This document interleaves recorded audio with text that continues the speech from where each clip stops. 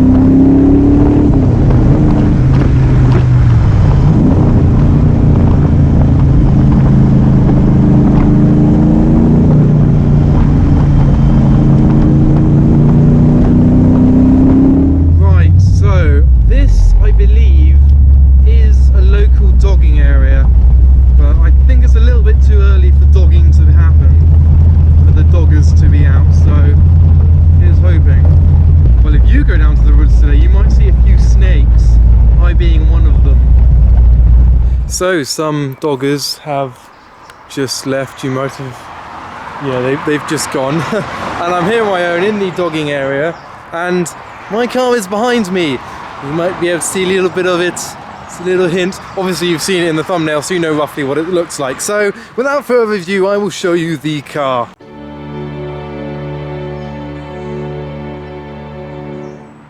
So quite a difference from what it was before. Now all it was a few little things, but it did take me several hours to get to what it is now. Now if you watched my previous video with this car, you would know that I started polishing the rims. So if you see here, I have completed the job and the rims are now nicely polished, because in the winter they got a little bit corroded from all the salt on the roads. So that is now back to how it was when I bought the car.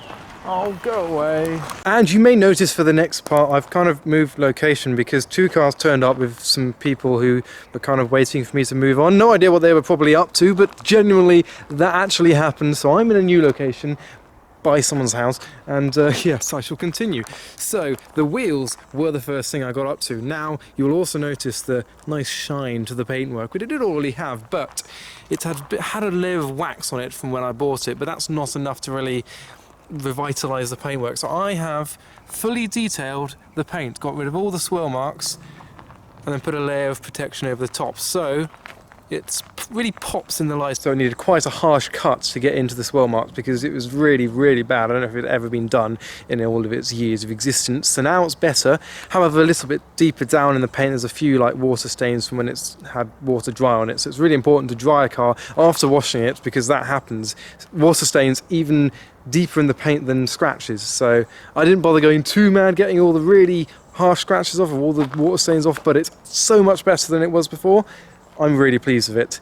Now, the next bit I have done, you may have noticed on this wheel and the other wheel, it says Goodyear Eagle. Now I did have Toyos on before, and they were the original tyres, so they were 13 years old. So I've replaced the tyres all round with proper Goodyear Eagles. I had to get a slightly different size for the rear so it would fit, because Goodyear did not do the size that I have, and I've started tyre whiting on the tyres. However, you'll notice on this side, there's no tyre whiting and there's just Goodyear, because I ran out of ink and it hasn't arrived yet, the new kind of batch of tyre whiting pens. So I'm hoping it arrives in, well, yes, tomorrow, because I leave in 2 days. So that takes about half an hour per wheel. So yeah, really running tight for time. And I suppose I should probably go into the front. So the front, we have changed the grille. I've got rid of the fake fans for now. I did say I will change it around, so they will come back. Everyone hates them, but I like them. Remember, it's my car, so I can choose what I have. But at the moment, I've got rid of the fans, and I've put the chrome surround back on, because I haven't had this combination. I've had everything on, so this and the fans. I've had everything off. I've had the fans on without this, but I haven't had this on without the fans. So this is the look I've got at the moment. I am sporting this look. It also helps, I've got another number plate that can clamp onto the bottom of the mouth surround, and French police are fairly funny about number plates, like they have to be properly clamped on. So just to save getting pulled over, I'm going to put that on for the trip, but it's not on at the moment because the UK law is a bit less kind of harsh. So that is the look I'm going for. Next, I've also replaced the Cobra badges because the front one had a crack in it and both of them were all yellow, and this is nice and white, and the rear one too. So a little thing, little touch, just makes quite a big difference to me. So there's another one here. Now, I've also put a GB sticker on, just for the trip. And finally, you will notice some stickers. You might not have noticed this one, but there's my Instagram tag. I've got it in white. I didn't want this kind of too over the top, so it blends in really nicely, but you can see it if you look. And further down here, got a logo there. That might come off after the trip because I'm not a big fan of its position. And probably the biggest change on the car is something that I've wanted to have done ever since I got this car, and that was to put a circular roundel on the side and some race-inspired stickers. Now I've gone for 88, and that's because when I was a kid, when I was 8 years old, I thought, I need a lucky number. What should my lucky number be? Maybe 88, because I was 8 and 2 8s. And it's not because I'm a fan of Two Fat Ladies. And furthermore, I had a little 124 scale metal kit Cobra that I still have to this day when I was a kid, that I built with a bit of help from my dad, and on that it came with 88 as a roundel sticker, so I think that was the number that was best fitting. I couldn't really have 3 or 4 6 on the sticker, that's ridiculous. I think 88 is the only number I could have had, so that is the reason that 88 is on my car, and it will probably stay on there for quite a while, and I'll probably get hundreds of questions asking why 88 is on there, and I'll direct them to this video. There you go, that is why, that is the reason. Now, next, we have the race-inspired stickers. So we've got Goodyear, we've got Coney, we've got Autolite spark plugs, and we've got Castrol, which are kind of the classic stickers that go on Cobras. However, being my car, I want it to be a little bit different. So I went onto Photoshop and made a few adjustments. So you'll notice it does not say Goodyear, it does not say Coney, it does not say Autolite spark plugs, it does not say Castrol. I have changed them to make something a bit more ironic and a little bit more fun. So I wanted to keep the letters fairly the same, so I've got the EAR of year and I've got the double O's of good. So this one says Noob Fear, maybe Noobs fear this car because they're noobs, I don't know. There wasn't a lot of good ones for this. I thought of Good Beer. I thought that would be quite cool, but then I looked online and Good Beer had already been taken, someone had already done that, so I wanted something a bit different, and that was the best thing. That's not my most favourite one. My favourite one probably is this. This is originally Coney with a K, but I changed to Phony because it's a fake Cobra. It's a massive phony. So I've got Phony, and then here, Autolite spark plugs, so I've kept plugs, and then requires earplugs. Oh, there's a car coming, probably more doggers. Enjoy your dogging, have a nice time.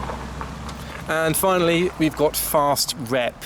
So it's a fast replica, that's another rubbish one, but I've still got ASTR of Castrol.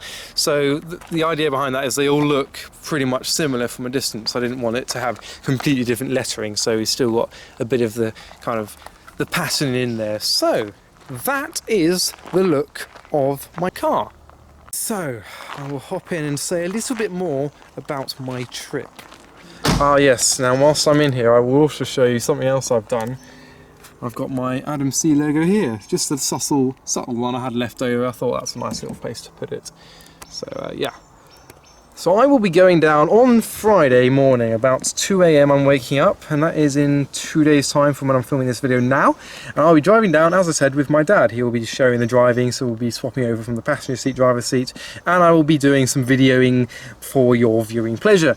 Similar to when I took my TVR down to Monaco for top marks last year, I'm taking this down to Le Mans this year. So last year I did TVR to Monaco as a hashtag to follow.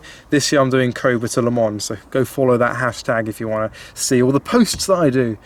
So I will be leaving, yes, very early on the Friday to hopefully arrive there around Friday lunchtime maybe, or maybe even before then. And I'll be camping in the Blue Nord campsite, if you're familiar, with piston heads. So hopefully it'll be a nice secure environment to leave the car, because I don't want to have to worry about my Cobra being parked up whilst I'm watching the race. So I'll be parking it up and I'll be camping. So we'll be fitting all the camping gear in the boot, which isn't the most spacious boot in the world, but it's not too bad. We have done a little test and you can kind of fit a tent and a few things in. So we will be camping. We've got a tent that we're going to put behind the car, and it will be, I don't know, it's going to be great, I think. I've never been to Le Mans before. I'd love to go to Le Mans Classic, because my main interest in cars, it's not JDM modified cars, it's not necessarily classic cars, not really supercars.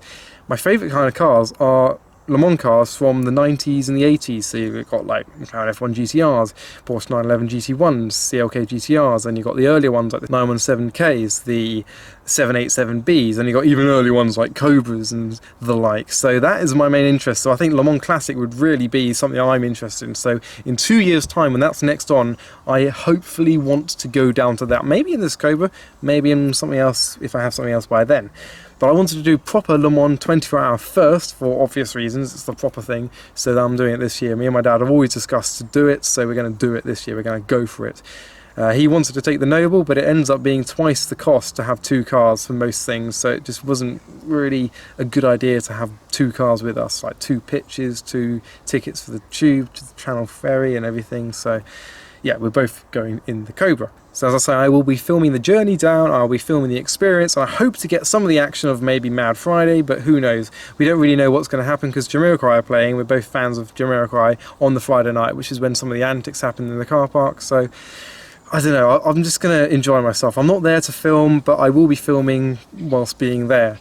So yeah, I don't really know what I'm going to film and how many videos I'll make for you, because that's not my priority. I just wanted to let you know that I'm going down there and I've changed the car, and when I come back, this car will be changed a little bit more. There's a couple of little things that I haven't done yet that I didn't really need for the trip, so I'm going to do a few more things and then start taking it to all the shows in the summer, so Goodwood Festival of Speeds, maybe Silverstone Classic, and more shows like that. So we'll stay over the Friday night, the Saturday night and the Sunday night, and then we'll be leaving to go home on the Monday. So it's a 4-day weekend, and I'm hoping the car will make the car will make it. Touch wood. There is our wooden steering wheel to touch, so we can touch wood.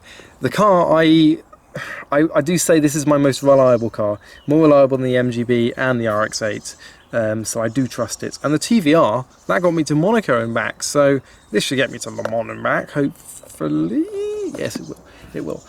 So yeah, that's basically my plan. That is what I've got coming up. I don't often make videos like this talking about me and what I'm up to, because the channel's about cars, it's not about me. But I thought I'd take this chance to show off my little handiwork. This was all done by me. I designed the stickers, I detailed the car, I did the tyre writing.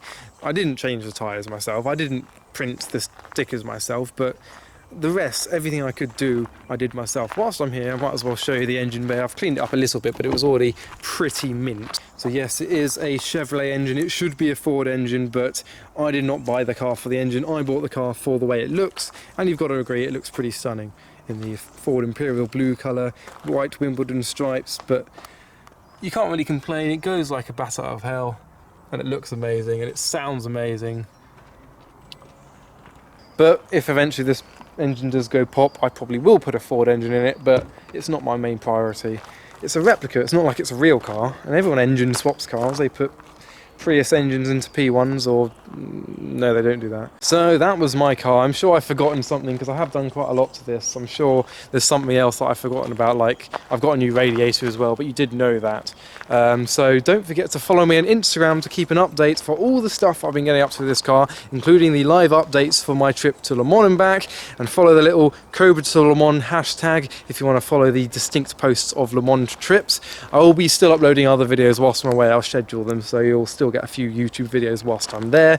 But yeah, I hope you enjoyed the video and love the look of my Cobra as much as I do, because I love it. And for now, thanks for watching.